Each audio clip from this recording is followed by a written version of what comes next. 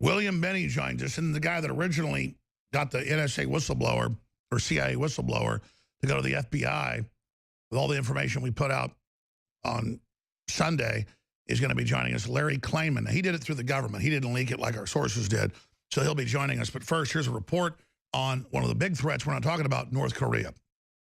North Korea's Kim Jong-un has finally exhausted the patience that allowed the psychopathic regime to play its twisted, inhumane games since Kim Jong-un was declared supreme leader in 2011. North Korea's $7.5 billion military budget compared to the United States annual budget of $580 billion is laughable. Still, that isn't stopping Kim Jong-un from threatening to fire an intercontinental nuclear missile on the United States. Japan Times writes, North Korea heralded the successful development of a new high-thrust engine during a visit to the country's rocket test site by leader Kim Jong-un, the reclusive nation's state media said Sunday. Earlier this month, Pyongyang issued an unusually overt threat to Washington and Tokyo, firing off a simultaneous barrage of 4 missiles as part of exercises that it said were training for strikes on U.S. military bases in Japan. There has been growing speculation that the North will conduct an ICBM test after Kim used a New Year's Day address to claim that Pyongyang was in the final stages of developing a long-range missile capable of hitting New York and Washington. Secretary of State Rex Tillerson spoke with South Korean leaders over the weekend. First of all, I'd like to welcome you on your first visit to Korea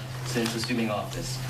In the short time since President Trump's inauguration, I have had 2 telephone conversations with President Trump, and Secretary of Defense Mattis has already visited Korea. And now, Mr. Secretary, you are here.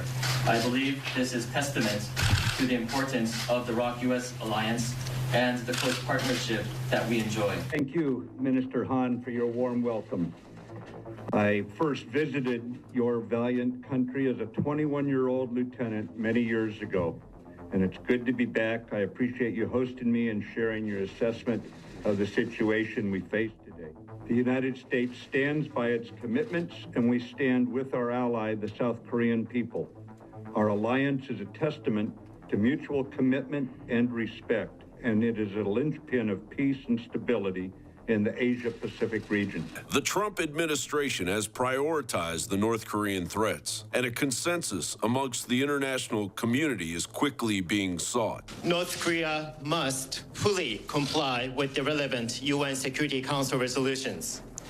He assured me that the United States will always with Japan 100%. And to demonstrate his determination as well as commitment, he is now here with me at this joint press conference. President Trump and I myself completely share the view that we are going to promote further collaboration between the 2 nations, and also we are going to further reinforce our alliance.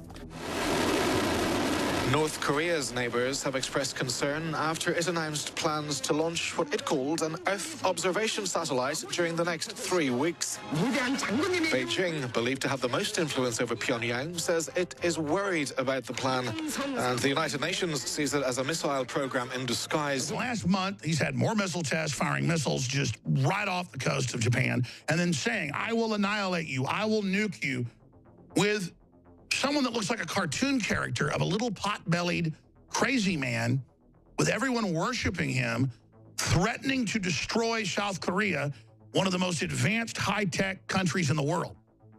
Millions starving every few years in North Korea. Total enslavement. And the answer is threaten to nuke us, threaten to attack us, and now China has moved into the South China Sea, taking over 90% of it. They are declaring that they have the waters all the way down to the Philippines. And China is belligerently kicking Filipinos off their own islands that people been on for thousands of years. They're not just building new ones. John Bound for Infowars.com. We'll be back. Stay with us.